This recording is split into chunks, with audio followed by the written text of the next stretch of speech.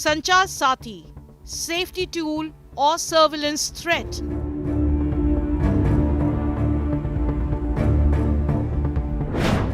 Phones to soon get new watchdog.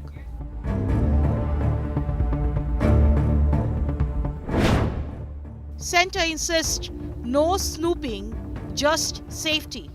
तो जो लोग सत्य नहीं देखना चाहते हैं उन लोगों को हम सत्य नहीं दिखा सकते। जो लोग सुविधा इस्तेमाल करना चाहते हैं वो करें, जो नहीं करना चाहते हैं और डिलीट करना चाहते हैं वो डिलीट करें। App a digital shield or a forced intrusion?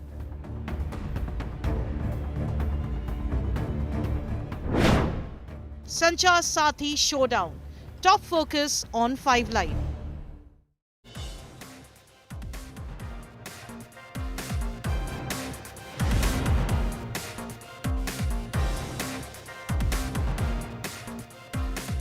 Hi there, I'm Sonal Kapoor. This is 5 Live. Our life is pretty much on our phones, right? It has all our details, it has all our emotions, it has all our contacts, financial, all of that, right? And today, that very phone has come into a major question. A new app by the government promises, the government says, will keep it safe, will keep all your data safe. But the experts are saying, under whom? Will the data go to the government? Will that give them a gateway to sort of come in and snoop on our lives as well? There's a massive debate online. Then there are the makers of the phones, to whom the government has said it's mandatory for you to put this app inside the phone. Apple has come out to say that they will not listen to them. What about the others? But while this entire controversy grew, now the government has come out to clarify and say that, well, you can delete it if you don't like it. But then why the default factory setting? I'm sure you have all these questions just like I do, and that's what we're going to decode with some experts, some cybersecurity experts on the program today. Not politicians, we've heard them a lot, but we'll listen in from those who know and understand the software more. The Sanchar Saathi app has triggered a full-blown showdown. As the government pushes a new rule making the Sanchar Saathi app mandatory on every phone sold in India, regardless of its making, regardless of what company, etc. it is, social media has gone into a full meltdown. Some users are calling it Pegasus 2.0. Opposition leaders have dubbed it as Pegasus ++, accusing the centre of trying to pry open every corner of our digital lives. That, of course, is political hyperbole, but the directive itself is blunt, sweeping, and raising perfectly valid questions. So what is the Sanchar Saathi app? What exactly will it do to your phone and mine? And why does the government want it pre-installed on every device, every phone that is sold in India? Let's break it down to you on what the government says versus what the experts are telling us. Number one on our list. Now, the government says it helps track, block and trace lost or stolen phones using the IMEI numbers, stopping criminals from misusing device. Now, what are the experts saying? They are saying that the IMEI-based tracking, once centralized, could now become a powerful tool for state surveillance, allowing continuous monitoring of a user's phone. Number two, what is the government saying? It lets users verify whether a handset is genuine, helping curb counterfeit and black market phones. But the experts say that the mandate arrived without any public consultation, raising concerns about constitutionality, consent, and the precedent it sets for government control over personal devices. Number three, what does the government say? That the app shows you all mobile numbers issued in your name, preventing SIM misuse and identity fraud. Quite valid, right? But the experts are saying what? They feel that providing this feature requires the app to access sensitive identity-linked data, creating fears that such information could be exaggerated as well, it could be expanded as well, or repurposed in ways sort of users cannot even oversee. Number four on our list. What is the government saying? It lets citizens report suspicious calls, text messages, and WhatsApp fraud, strengthening telecom cybersecurity. But the expert view here is to do this, the app requests permission on SMS, on call logs, on notification access, on camera, on photos, and on device identifiers. Permissions that, if misused or expanded, could offer intrusive insight into your entire digital life. You can't even imagine how. Number 5 on our list. What is the government saying? Government is saying pre-installing ensures maximum coverage and the app delivers real value only if it sits on every device from day one, which is why they've made it mandatory. That's their rationale. But again, what is the expert saying? That the government app forcibly placed on every phone creates a dangerous baseline. Once mandatory, future updates could broaden functionality, normalizing deeper stake presence on personal devices. What else is the government saying? Number 6 on our list. Communications Minister Jyotiraditya Scindia actually clarified today, after all that backlash you heard his bite right in the beginning of the program as well, that saying that, well, users can uninstall the app. It has no role in snooping or spying. It's up to you. It's your discretion if you want to have the app on your phone or not. But what are the experts saying on this one? That uninstalling doesn't address the core issue. Should the state be empowered to force install software on every citizen's phone in the first place? Is that the norm internationally as well? Number 7, finally then on our list, what is the government saying? That the Sanchar Saathi is simply a cyber safety tool, a shield against fraud, theft, and telecom misuse. But the experts then say that the concern isn't that the tool as it stands today, it's the potential of scope creep tomorrow. A mandated government-built app with sweeping permissions could over time become a gateway to pervasive monitoring. And that's the crux of the debate. A tool designed for safety or a precedent that reshapes digital privacy in India. The country is now wrestling with one fundamental question, really. Where should the line be drawn between security and surveillance potential? So those were the big pointers there, what the government is saying. And what about the experts at this point? Remember, this is not politicians bickering. These are what experts are telling us. Sanchar Saathi mobile app is a citizen-focused tool that brings security and fraud reporting straight to your smartphone, empowering users with safety and awareness. Through the app, citizens can block lost or stolen phones and prevent misuse. They can report frauds and scams via calls, SMS, or WhatsApp, identify international calls masked as domestic, and check if their handset is genuine. The portal ensures transparency by letting people see how many mobile connections are issued in their name. It also helps users check details of wireline internet providers across India. The app is inclusive and accessible, available in Hindi and 21 regional languages on both Android and iOS. Since its launch on 17th January 2025, it has already crossed 50 lakh downloads. From the Sanchar Saathi live dashboard, over 37.28 lakh stolen or lost devices have been blocked, and more than 22.76 lakh traced successfully. Sanchar Saathi is not just reducing telecom fraud, it is reinforcing digital confidence and shaping a safer citizen-centric future for India's mobile users. All right, so that was just a little glimpse of what this app is all about. But let's also tell you what the political bickering on all of this has been. The entire 2 days of Parliament, this was a topic of discussion. Here's a report with a wrap-up on all the comments. Sanchar Saathi mobile app is a citizen-focused tool that brings security and fraud reporting straight to your smartphone. Get ready. Your smartphone is about to get a new companion, the Sanchar Saathi app. The Indian government has directed all phone makers in India to pre-install this app on every new device sold. Companies are also urged to push the app to older phones through software updates. As per the government's directive, phone companies must ensure the app is pre-installed, easily visible and accessible from the very first moment you turn on your device. The mobile manufacturers must ensure the app's functionalities are not disabled or restricted. And there's a tight deadline. 90 days for installation with a compliance report due in 120 days from giants like Apple, Samsung and Vivo.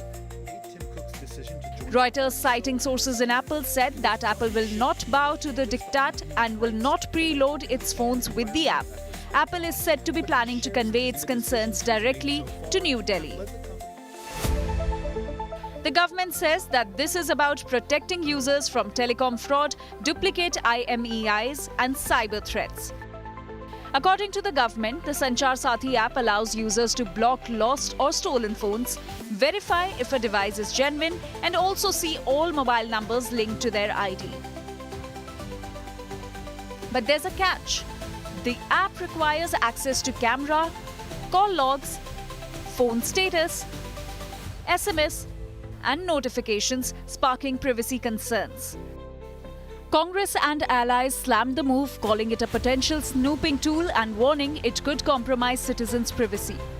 It's a very fine line between fraud is easy to report and we can see everything that every citizen of India is doing on their phone. So that's not how it should work.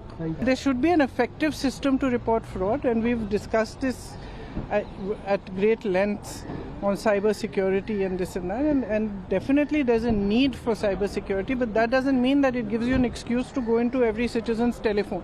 कोई भी law जहाँ पे आपके postal courier सब में ताक झांक की जा सकती है नेशनल सिक्योरिटी की आड़ में, वैसे ही नेशनल सिक्योरिटी की आड़ में जर्नलिस्ट पत्रकारों पे पेगासस के थ्रू सर्विलेंस कराया, ऑपोजिशन लीडर्स पे स्टेट स्पॉन्सर्ड सर्विलेंस कराया, अब 140 करोड़ लोगों पे सर्विलेंस कराना चाह रहे हैं। अब आकर क्लैरिफिकेशन इसलिए दे रहे हैं क्योंकि देश समझ रहा है किस तरीके से हमारे घरों में घुसकर, हमारे फोनों में घुसकर ये जानना चाहते हैं हम किससे बात कर रहे हैं, क्या बात कर रहे हैं, कहाँ उठ रहे हैं, कहाँ बैठ रहे हैं। The government clarified that the app can be uninstalled. Communications Minister Jyotiraditya Scindia assured users there's no compulsion to keep it. एक तरफ विपक्ष चिल्ला रहा है कि आप फ्रॉड कैसे रोकेंगे, दूसरी तरफ अगर संचार साथी का ऐप हमने आम नागरिक को दे दिया तो कह रहे हैं पेगासस। जो लोग सत्य नहीं देखना चाहते हैं उन लोगों को हम सत्य नहीं दिखा सकते। जो लोग सुविधा इस्तेमाल करना चाहते हैं वो करें, जो नहीं करना चाहते हैं और डिलीट करना चाहते हैं वो डिलीट करें। संचार साथी can not reach your personal data, can not breach your personal data. Message नहीं सुन सकती, कॉल नहीं सुन सकती, पर्सनल डाटा ब्रीच नहीं कर सकती है। उसका काम सिक्योरिटी प्रोवाइड करने का है। जो यूजर्स हैं उनको वो सिक्योरिटी प्रोवाइड करेगी, फ्रॉड को रोकने का है। So the question remains, is Sanchar Saathi a smart security buddy or a digital watchdog? Bureau Report, India Today. All right, let's cut across to my colleague Cyrus now, who is the editor for Emerging Tech here at India Today. Hi Cyrus, I have a very technical question for you, apart from all the political bickering that has been going around.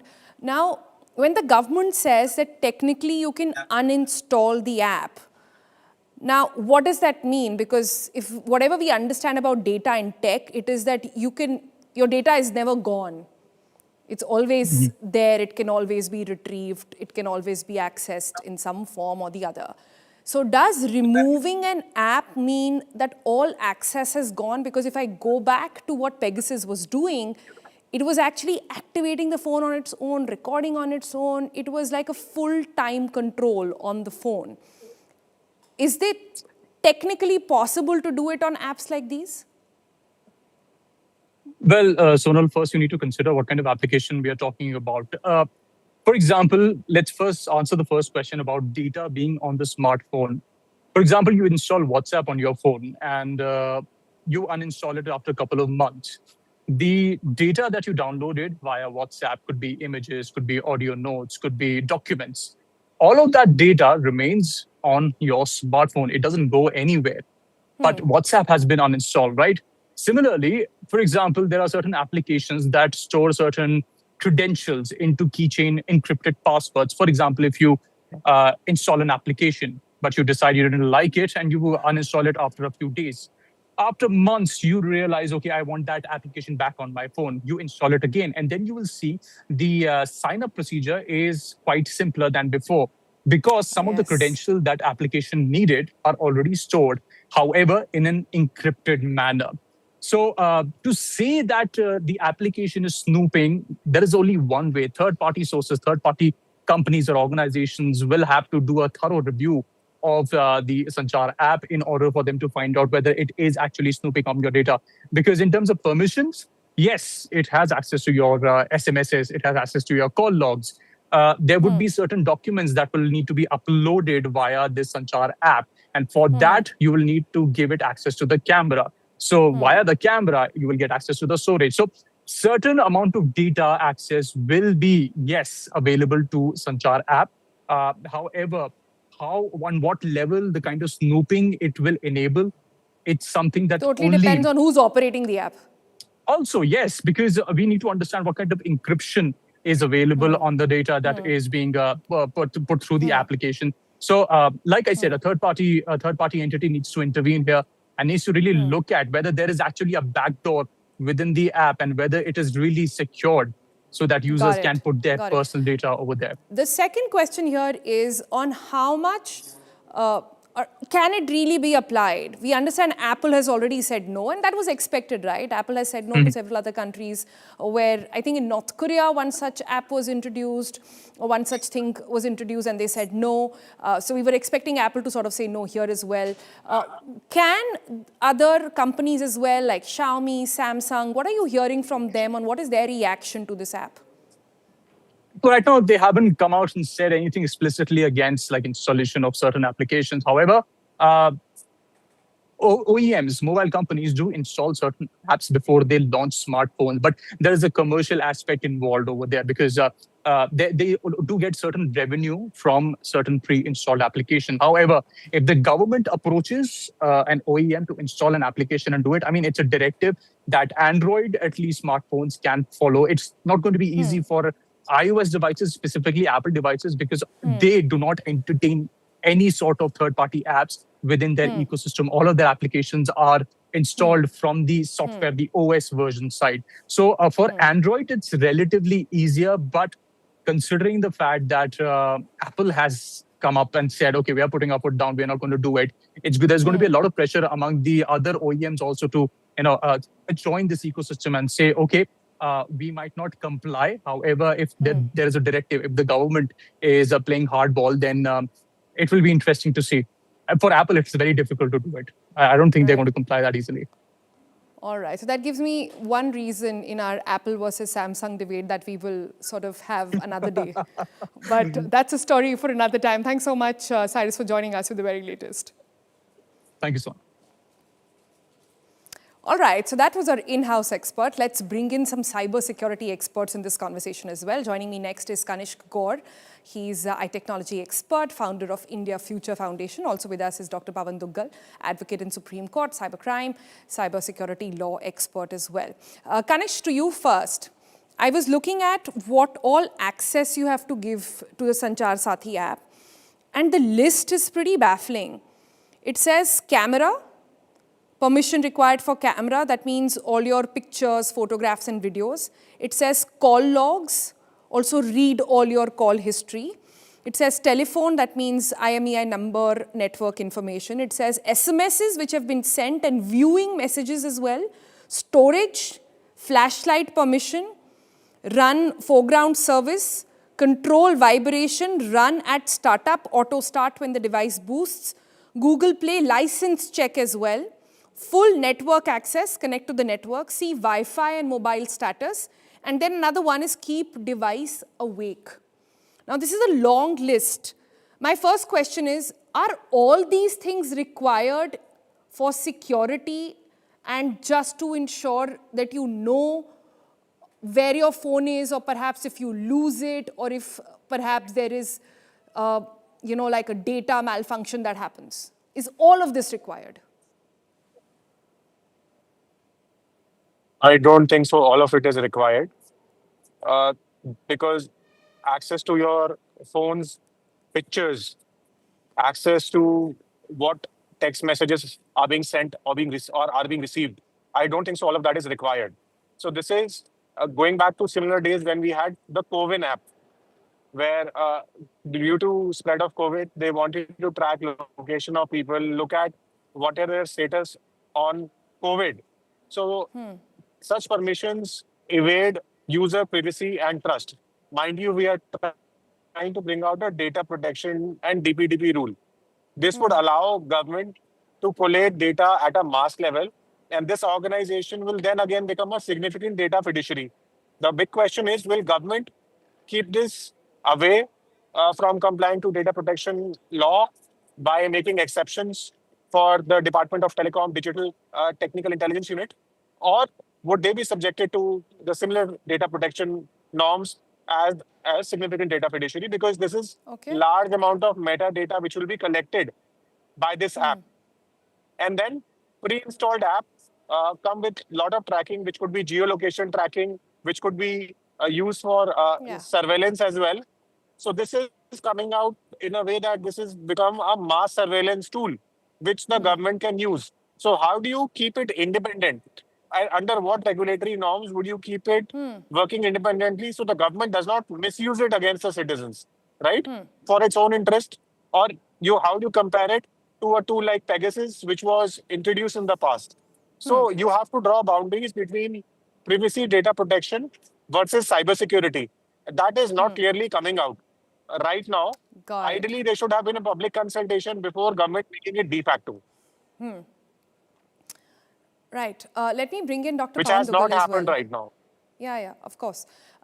Mr. Duggal, now the deal is that I have done so many stories here as well on how digital frauds are taking place left, right and center. The need for a device or perhaps a way in which digital frauds can be stopped has never been more. So in a situation like that, my question to you remains the same. Are all these, pre-installing the app, doing all of this necessary? Is that the only way to give us some digital protection? I don't think pre-installing apps alone is sufficient for giving us digital protection. We are all our own digital citizens, our own safeguards. We'll have to take each app on its own terms. Please read the terms and conditions privacy policy of each app before downloading it. Please look at the permissions that you're granting. If the permissions are not crucial or significant to the main area of operation of the app, please don't download the app. That's a fundamental stuff. Please, in the post-COVID-19 era, we have to realize the new cyber world order has come in.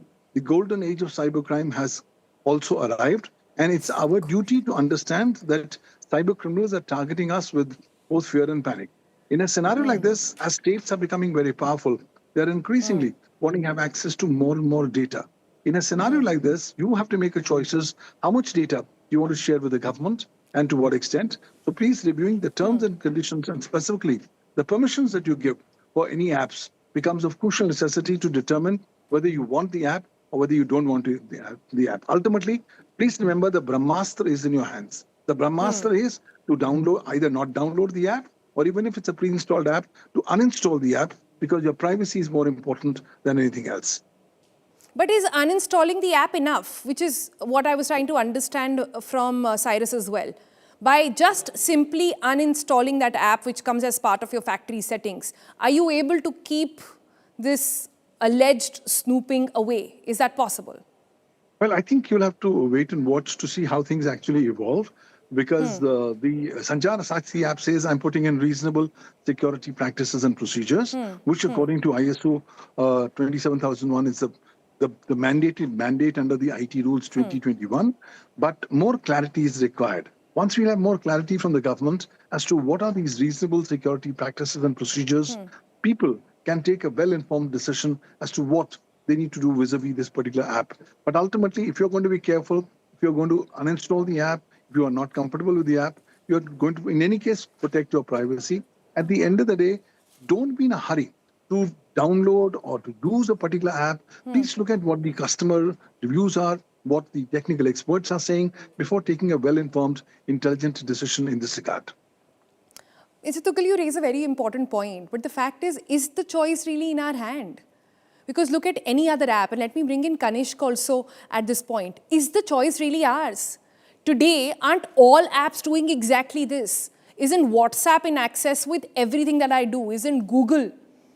Isn't every little app that I install to sort of maybe scan my documents or maybe use a printer document or maybe make some greeting cards or invites, aren't all apps doing exactly this? We've done episodes earlier as well, Kanishk, and you were part of that, where we said that, listen, data privacy is a myth. We live in times where you simply cannot afford to have data privacy. And while Mr. Duggal says uninstall it, can we imagine a life without WhatsApp today? Can we imagine a life without Instagram? Like, I don't think that that is a choice at all. Kanishk? See, when you're installing such apps, you have to assume that you are using your metadata and they are using it for other purposes. The bigger issue that we face is you don't have a data protection law which has been implemented in the country. So you have not taken informed consent from the users. So it's the right time that you initiate the swifter implementation of the data protection bill. So whichever app, whether it is WhatsApp, whether it is Telegram, Signal, or the Cyber Sati app that we are talking, has to take consent from users and inform the users about the permissions that it is obtaining, and also has reasonable safeguards built in. So we don't know right now, the Sanchar Sati app, what is the level of security testing being done on this app? How secure is this app? Has anyone published a report, independent assessment report of the Sanchar Sati app? Has it undergone a certain paneled security audit? Has government's own agencies done a security audit? Let's and can they share assume that it's piece of report as good with or everyone? bad as any other government app, which is what brings me to the question on how safe it is. Forget government misusing it. Just simple issue of safety. IRCTC, we all know what happened to that app. We know what's happening. Just yesterday, a massive leak has happened. I don't want to propagate the email ID right now or the website right now where people can punch in anybody's name and you get all their details, their numbers, all of that. That is also out. Every day there is a data breach that is taking place, which is why, Mr. Duggal, I'm trying to understand, is the fundamental question is not just about will the government misuse it, but the fundamental question is, aren't government bodies always a step behind, catching up to fraud, never ahead, and thus it makes it very dangerous? I think governments, by and large, across the world, are pretty much in the catch-up mode.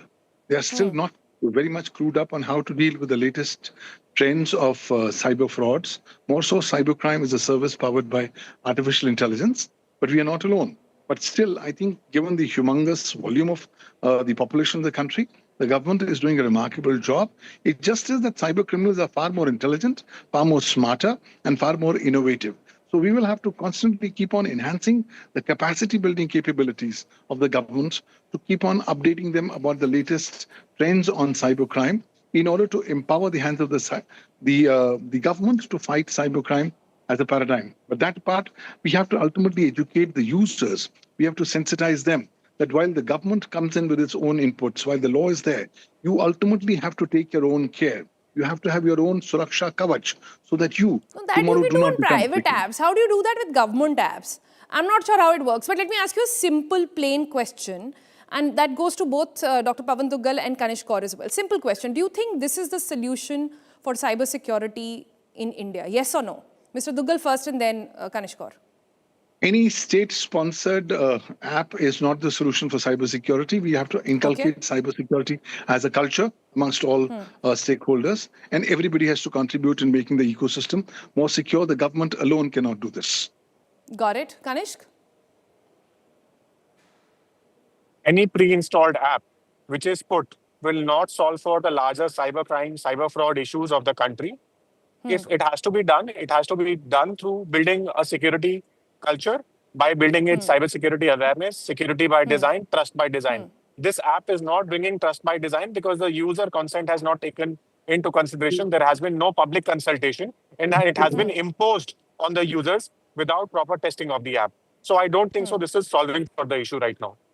Okay, so two experts both saying this is not solving for the issue right now. Last one question that I want to ask both of you as well. Dr. Pawan Duggal, how are other countries fighting the issue? Cybersecurity is a challenge for for governments across the globe, right? How are other countries, how are other sort of, areas of dominance dealing with it? Or even, corporate enterprises dealing with it? Well, every country is adopting its own methodology. They are coming up with dedicated laws on cybersecurity. They're also coming up with national cybersecurity policies. They're going in for extensive capacity building programs. And ultimately, they're all ultimately aiming at trying to protect the critical information infrastructure. So it's a mixed bag. Everybody has got their own approaches to deal with it. India can't do a cut, copy, paste. India needs to do its own particular strategy to go ahead and protect cybersecurity more so when India does not have any dedicated law on cybersecurity yet. Dedicated law, that seems to be something that both of you have been highlighting, that that's what's the need of the hour. That's what we need to really get into, not an app which is so-called going to sort of fix it, and both of you are saying it's not going to fix it. Then Kanishk, what will? Get down to what is required in the cybersecurity law right now to ensure that my data is mine, not Google's, not Instagram's, not WhatsApp's, not even the government's. My data is mine. So introduce the Personal Data Protection Bill and make minimum exceptions to it. The number of government departments which have been put under exception, that needs to be coming out clearly. Right? Give people their right to choose, the right to be forgotten, the right to consent, right? So you have to give the digital rights to people, whether they want to download such an app. Don't make it mandatory. Don't make it pre-installed. Make privacy as a culture. If the Supreme Court of India has said that privacy is a fundamental right of the Indian citizens, implement it on ground. The government needs to showcase it by doing it. Right? I think that is not happening. And this app pre-installation is a clear example that the government is violating the fundamental right of Indian citizen, which is privacy. Got it. Kanishk Gaur, Dr. Pawan Duggal, thank you so much, both of you, for joining us with your perspective on this. So 2 experts there, and the verdict is pretty solid. The verdict is pretty simple, that they don't think this will solve the problem. So we need to go back and see what exactly will happen. Also, the phone makers, Apple, for example, has already come out to say that they will not be complying.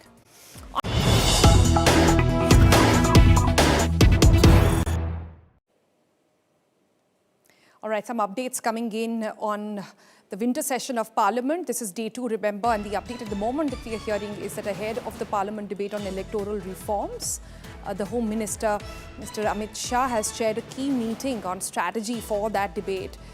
The president there for BJP, President Nadda, Union Minister Rijiju and Iqbal have attended the meeting, and the debate on electoral reforms, like we said earlier as well, will be on the 9th of December. Parliament will also discuss Vande Mataram on the 8th of December. So a full strategy has been formulated there by BJP on how this debate will take place. They are discussing electoral reforms, fair enough. They are discussing also Vande Mataram, fair enough, but not the issue of pollution just yet. Let's understand as to why. This is the reaction coming in from Parliament. जहाँ तक SIR का है, वो election reforms का जब चर्चा होगी तो SIR का मुद्दा भी वो उठा सकते हैं.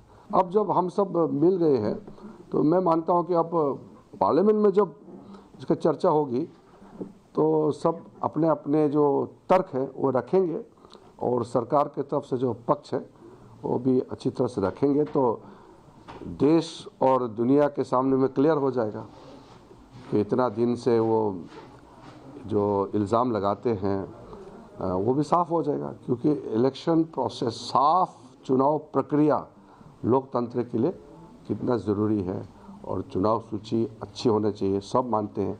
इसमें तो कोई दो मत नहीं होना चाहिए.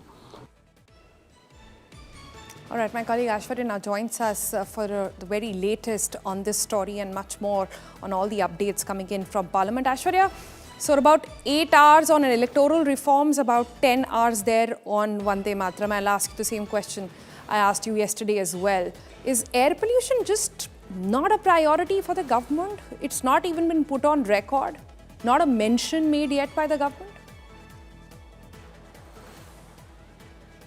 no mention yet, Sonal, and this is what we are seeing at the moment happening. In fact, the opposition, especially Priyanka Gandhi Vadra, yesterday also she spoke about about what's happening in the national capital, also spoke about the fact that this is something that should be discussed on the floor of the parliament. And not just now, we have seen how in the all-party meeting also this is something that most of the opposition parties spoke about, but the focus now clearly has shifted from air pollution to now what they want to speak about, the SIR, the changes in the electoral roll that are happening. Even from the government's point of view, let me tell you, there was not even an inch of mention with regards to some of the things that should be brought to the table. The 14 bills that the government wants to bring about, they are not speaking about pollution. They are not even speaking about the measures that need to be taken. The Delhi government, however, from what I understand, Sonal, at the moment is looking at it, but nothing has been put in black and white. So at the moment, what we are seeing is that the air pollution is consistent, but unfortunately in the parliament, except some of the leaders coming out and making statements, I do not think that we will have a discussion on air pollution in days to come in the winter session. Wow. And this is when opposition also hasn't raised up the matter, hasn't really gone to town with it either, right? To be fair, to understand what's happening over there. But tell us a little bit more about the strategy that government has devised. Who all will be the main speakers on both the debates on Vande Mataram, like you said, and electoral reforms? Because we are expecting counters to happen. So are we seeing the top brass of BJP step up and take questions here?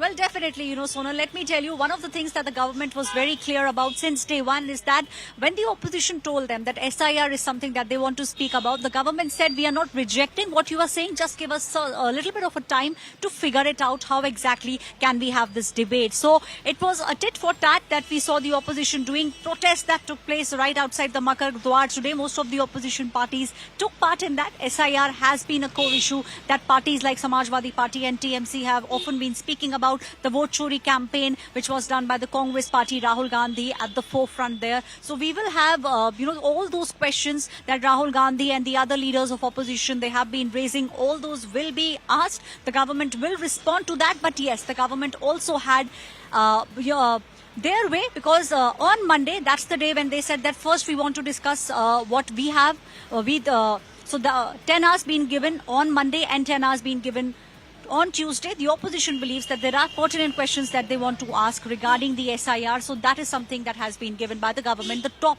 shots from the opposition as well as the government will be speaking on this. Prime Minister Sonal, from what I understand, will be speaking at least for an hour on Vande Mataram. So that is expected on Monday. All right, then we leave it there for the moment. Aishwarya, thank you so much for joining in. All right, and sticking with Parliament, winter session, like we just told you, is underway. Today's day 2. Day 1, let's tell you quickly what happened or what did not happen. Well, the House was tied up with protests. There were procedural interruptions as well. The opposition centred its demonstration on SIR. The result, adjournments, noise, but no structured debate, even on an issue that is as critical as pollution. For context, all of this, the entire winter session, is happening right here in the national capital, sitting under a hazardous winter smog. Delhi's air is touching 400, 500 range in several pockets in recent days, a level at which doctors are consistently flagging serious health risks. The impact is visible. Reduced visibility, there is health advisories, and the risk in also just life expectancy all throughout. Doesn't matter your gender, doesn't matter what you do, doesn't matter your age as well, especially precarious for younger kids and older citizens as well. The rise in respiratory complaints have also gone up, and yet the Indian Parliament, national health, air emergency has not found a single mention yet. On the government side, the agenda reflects perhaps a mismatch in priorities. 10 hours of the House has been given, formally allocated to Vande Mataram. Fair enough, but not a single hour set aside for public health emergency unfolding right outside. That is also a priority, right? Who will talk about that? The opposition, on the other hand, is holding all-party meetings. There is discussion going on strategy. But what is the strategy on pollution? This gap is very, very hard to overlook, because not very far from Parliament and not very long ago, let's put up those pictures as well, what was happening? Citizens, school children, parents stood at Jantar Mantar asking for something as basic as clean air. They called in a matter of health and not politics. All right, so And the irony is hard to miss. The people of Delhi are asking for clean air, but their representatives still haven't found the time to discuss it. The demand is pretty simple, and it is clean air. And the question is even simpler: when will Parliament take it up?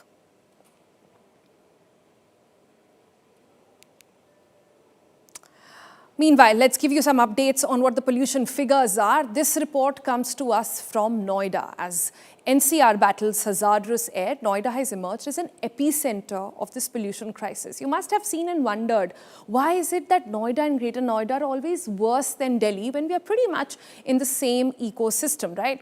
But behind government assurances lies a disturbing ground reality: rampant violations, unchecked fires, and rising health risks. India Today's ground reality check exposes how these violations are worsening the air emergency, specifically in Noida. Take a look.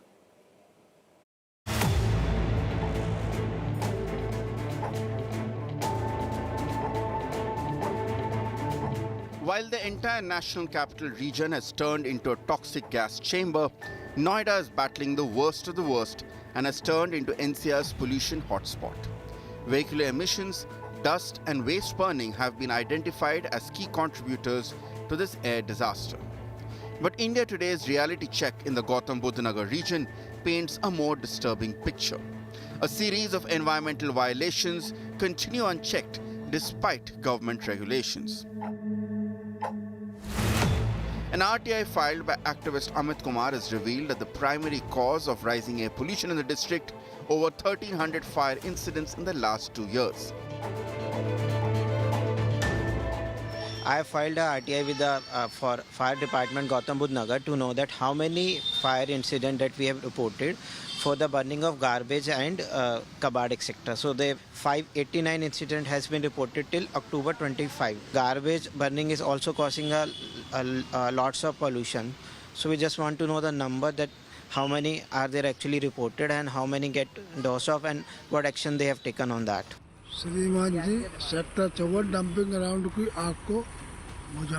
While the administration claims that pollution control measures are being followed, the ground reality reveals otherwise. Noida Extension, a rapidly growing region that should be a model of urban development, has instead become a haven for blatant violations of anti-pollution norms. Construction sites are found running without working water sprinklers, and open burning of waste adds to the direct breach of GRAP norms. These project sites are mandated to run these sprinklers. What these sprinklers do, they eventually settle the dust of the construction sites and make sure the dust doesn't go outside the ambit of the construction area to contain the dust pollution. There is one machine, there is another machine right next to that. Just literally when I reached here, it was shut down. It is still shut down. And the person came out, though we are operating on and off, and I saw it could hardly last for a few seconds, and after a few seconds, it literally collapsed down. To pile on, mechanical road sweepers were caught dumping street dust into open fields instead of authorized dumping sites. Residents say the situation has worsened in the past few weeks, with no monitoring from authorities. Burning is there, but not at that scale. But yeah, it is there. There are corners where people burn garbage. But the major is the road quality and dust emerging due to that. कचरा जलते कब देखा? हाँ जी, कचरा जलता है यहाँ पर। टायरों के डेली रात को और सुबह के टाइम में टायरों के जलने की स्मेल आती है, और उससे इतनी अंदर सांस लेने में भी दिक्कत होती है और गले में भी इचिंग की प्रॉब्लम होती है. For thousands of families living in the area, the continuous exposure to dust and smoke is more than an inconvenience. It's a health hazard. Doctors in Noida have reported a sharp spike in chronic diseases and respiratory issues, especially in children and the elderly. The air pollution is very high. The air quality index is very poor.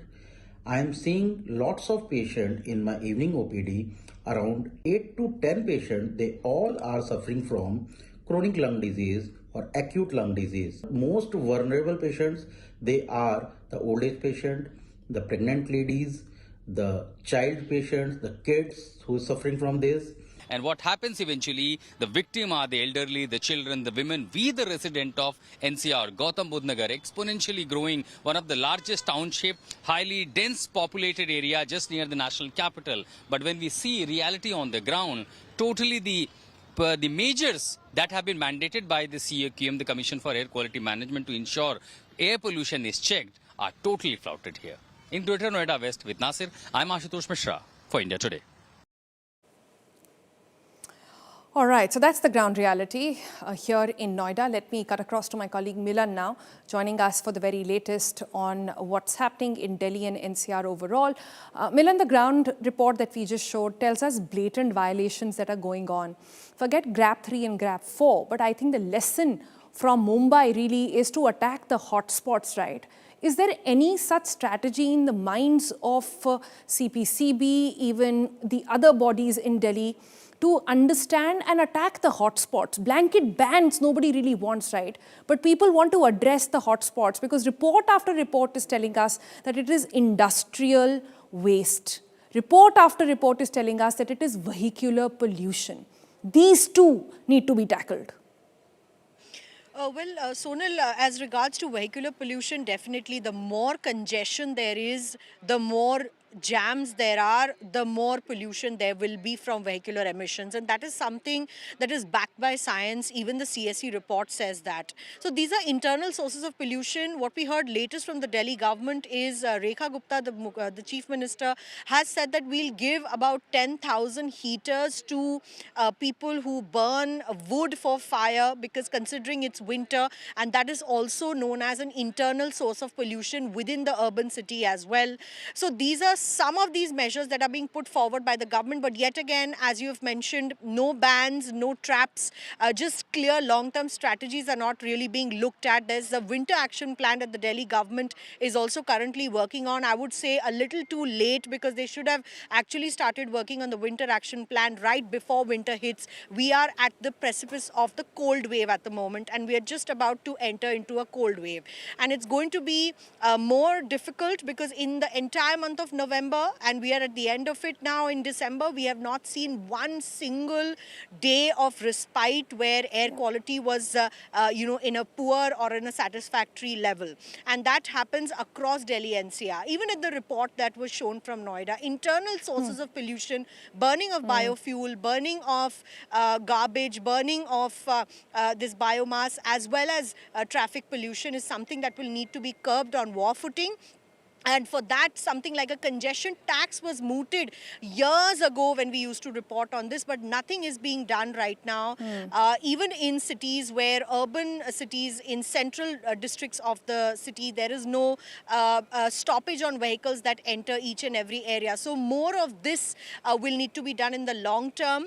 And meanwhile, also, even when the government is looking at air pollution, collective effort from the opposition will need to be put forward to actually bring about a concrete step there. Last very quick question. What happened to cloud seeding?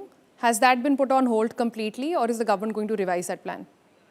Well, Sonal, currently the cloud seeding has been put on hold completely, as you said, because of the very reason that there aren't clouds conducive enough to carry out that kind of experiment that was done in a knee-jerk reaction by the Delhi government. All right, Milan, thank you so much for keeping an eye out on that story while we continuously bring you report after report on air pollution, testimony after testimony from people who are leaving the city, doctors who are saying leave if you can, experts who are, even artists who are now cancelling their concerts. Palash Sen, one of them, cancelled his concert in the national capital saying it's too polluted. And yet, while the government is together forming policy, nobody really has bothered about air pollution. But we'll hope the story changes tomorrow. We'll keep our focus on it. For now, bye-bye. We'll see you again tomorrow.